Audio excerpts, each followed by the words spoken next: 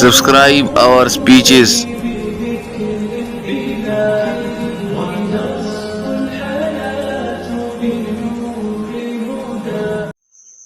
بسم اللہ الرحمن الرحیم الحمد للہ وکفا والسلام علی عباده الذین اصطفى اما بعد فاعوذ باللہ من الشیطان الرجیم بسم اللہ الرحمن الرحیم وللہ علی الناس حج البیت من استطاع الیہ سبیلا وقال اللہ تعالی الحج اشہر معلومات فمن فرض فيهن الحج فلا رفث ولا فسوق ولا جدال في الحج۔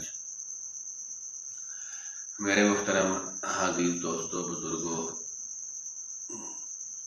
ہم جب حج کے لیے جاتے ہیں تو وہاں پر ہمیں بہت ساری ایسی جگہیں اور ایسے مقامات سامنے آتے ہیں جن کے نام یاد کرنا، پھر اس کی اصطلاحات ہمیں سمجھنا ضروری ہے۔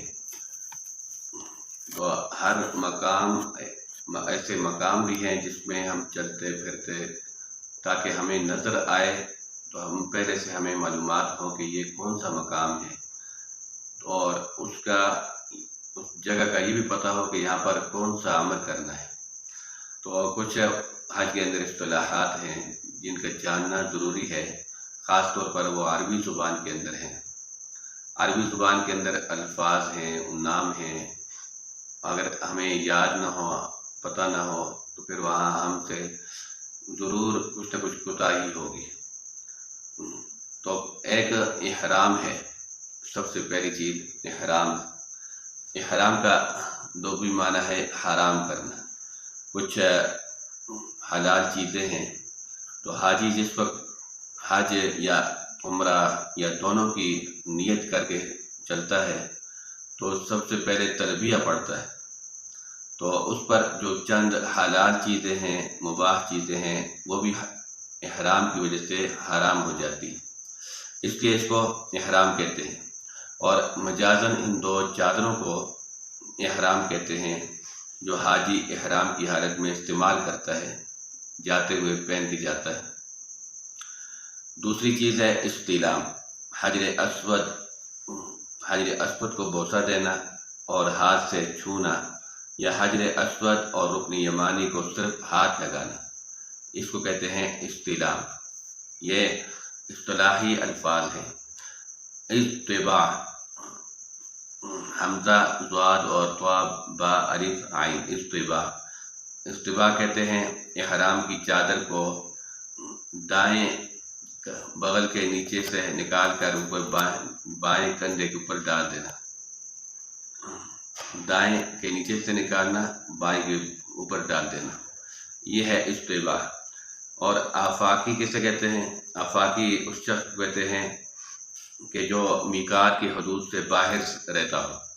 مثال کے طور پر پاکستانی ہے، ہندوستانی ہے، مصری ہے، شامی ہے، عراقی ہے، اس طرح ایرانی ہے، یہ سب کو آفاقی کہتے ہیں۔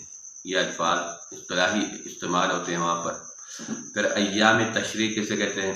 9 ذی الحجہ سے 13 ذی الحجہ تک، ان ایام کے اندر تکبیر تشریق پڑھی جاتی ہے، اس لیے اس کو ایام تشریق کہتے ہیں۔ اور ایک ہے ایام نحر، یہ 10ویں ذی الحجہ سے 12ویں ذی الحجہ تک یہ چلتا ہے، اس کو ایام نحر یعنی قربانی کے ایام کہتے ہیں۔ افراد، صرف حج کا احرام باندھنا اور صرف حج کے افعال کرنا، اس کو کہتے ہیں افراد۔ اور اشعار کسے کہتے ہیں؟ ہدی یعنی قربانی کے جانور کے شناخت کے لیے اس کے دائنے شانے کے اوپر، کندھے کے اوپر چھوٹا سا ہلکا سا زخم لگا دینا جو کھال کے اوپر ہی رہے، کھال سے نیچے گوشت تک نہ پہنچے، اس کو کہتے ہیں اشعار۔ بیت اللہ کسے کہتے ہیں؟ یہ کعبہ، اس کو کہتے ہیں کعبہ، 4 کونوں والا۔ تو مکہ معظمہ جو شہر ہے، مسجد حرام کے بیچ میں ایک مقدس مکان ہے، اسے کیا کہتے ہیں؟ بیت اللہ۔ تو یہ سب سے پہلے یہ عبادت خانہ فرشتوں نے بنایا، پھر اللہ کے حکم سے आदम अलैहिस्सलाम की पैदाइश से पहले ये मुनहदिम हुआ। फिर आदम अलैहिस्सलाम ने बनाया, तामीर किया इसको। फिर इब्राहीम अलैहिस्सलाम ने इसकी तामीर की। फिर कुरैश ने इसकी तामीर की, अब्दुल्ला बिन ज़ुबैर रज़ियल्लाहु अन्हु ने तामीर की। फिर इसके बाद अब्दुल मलिक बिन मरवान उसने तामीर की। तो आज जो तामीर चली आ रही है ये अब्दुल मलिक बिन मरवान की हमारी तामीर है, वही चली आ रही है। हर दौर के अंदर इसके अंदर तामीरी काम होता रहता है, मुख्तलिफ मकामात से सही इससे किया जाता है। तो ये बैतुल्लाह इसे कहते हैं। बतने आरना, अरफात के करीब एक जंगल था, अब आजकल मैदान है। इसके अंदर वकूफ़ माना, वहाँ पर ठहर नहीं सकते। तो ये हद अरफात से खारिज है, अरफात से बाहर की वाली जगह है, इसलिए वहाँ पर ठहर नहीं सकते। और तजलील किसे कहते हैं? तजलील कुर्बानी के जानवर पर जोर डालना, इसे तजलील कहते हैं। फिर वहाँ पर तस्बीह, सुबहान अल्लाह वल्हम्दुलिल्लाह वला इलाहा इल्लल्लाह, इसे तस्बीह कहते हैं। फिर तकलीद किसे कहते हैं? तकलीद कहते हैं कुर्बानी के गले के अंदर, यानी एक दरख्त है या उसकी एक रस्सी पटकर उसके गले में डाल देना, या जूती है उसके गले में लटका देना, इसको कहते हैं तकलीद। और तकबीर कहते हैं अल्लाहु अकबर कहना।